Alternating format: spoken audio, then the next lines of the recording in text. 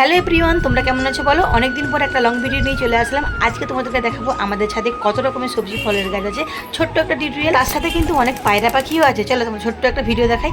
এই যে দেখো কত সুন্দর মালটা গাছ হয়েছে। এটা মালটা গাছ বলে, অনেকে আবার মুসম্বি লেবু বলে, অনেকে আবার কমলা লেবু বলে। ফার্স্ট টাইম হয়েছে তো দেখে তো খুবই ভালো লাগলো। আমি গেছি অনেকদিন পর বাপের বাড়ি, তো সেহেতু তোমাদেরকে ছোট্ট একটা ভিডিও দেখালাম। কত সুন্দর গাছটা বলো তো। আচ্ছা তোমরা বলো তো, এটা মালটা গাছ না কমলা লেবু গাছ না মুসম্বি লেবু গাছ না পাতি লেবুর গাছ? ঝটপট করে কমেন্ট বক্সে লিখে পাঠাও তো। তোমাদের যদি সঠিক আনসার হয় তাহলে অবশ্যই তোমাদের বাড়ি আমি পৌঁছে যাবো ভালোবাসা নিয়ে। আর এদিকে দেখো টমেটো গাছটা পুরো শুকিয়েই গেছে। টমেটো হয়েছিল শীতকালে, যেহেতু তোলা হয়নি। আর এদিকে চৈত্র মাসের এত গরম, চৈত বৈশাখের গরমে কিন্তু একদম টমেটোগুলো শুকিয়ে প্রায় পেকেই গেছে।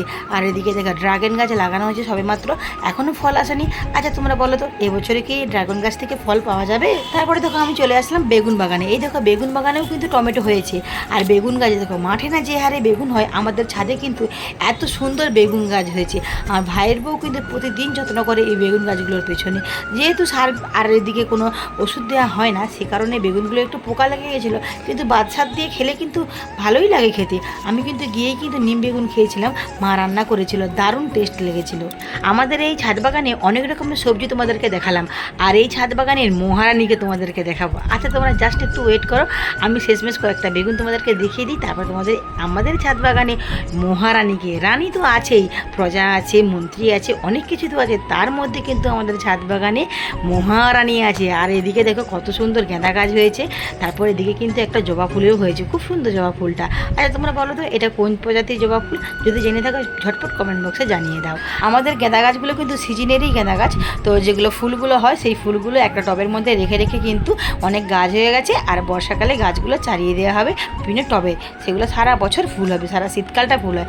আর এই দেখো চলে আসলাম বলতে বলতে কিন্তু আমাদের ছাদ বাগানে মহারানী। এই যে চলে এসেছি পদ্ম বাগানে। এই দেখো পদ্ম বাগানে কিন্তু আর যেতে হবে না, আমাদের ছাদেই কিন্তু পদ্ম ফুল হয়।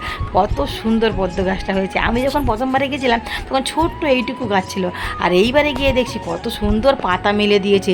এবার নিশ্চয়ই ফুল আসবে, যেহেতু গরমকালেই পদ্ম গাছ বেশি হয়। তারপরে এদিকে দেখো আরও কত রকমের ফুল আছে, আমি এই ফুলগুলো জানি না, তোমরা যদি নাম জেনে থাকো তাড়াতাড়ি একটু জানিয়ে তো, তাহলে খুব ভালো হয়।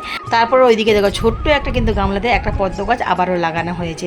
তারপরে আবারও চলে আসলাম বেগুন তুলতে। মা ওখান থেকে নিচ থেকে বলছে কটা বেগুন নিয়ে আয় তো, সবজিতে দেবো, মানে লাউ শাকের তরকারিতে দেবে। তারপরে দেখো কয়েকটা বেগুন তুলে নিয়ে ঝটপট করে নিচে চলে আসলাম। আচ্ছা তোমরা বলো তো, আজকে আমাদের ছাদ বাগানের টিউটোরিয়ালটা কেমন লাগলো? যদি ভালো লেগে থাকে প্লিজ ভালোবাসা দিয়ে সাবস্ক্রাইব করে পাশে দেখো, তাহলে নিত্য নতুন ভিডিও তোমাদের সামনে আবারও নিয়ে চলে আসবো। আর দেখো তোমাদেরকে একটা বেগুন ছিঁড়েই দেখালাম। এই দেখো কত সুন্দর এই বেগুনটা, পোকা লেগে গেছে জানি, কিন্তু তারপরেও কিন্তু দারুণ টেস্ট, যেহেতু সারমুক্ত।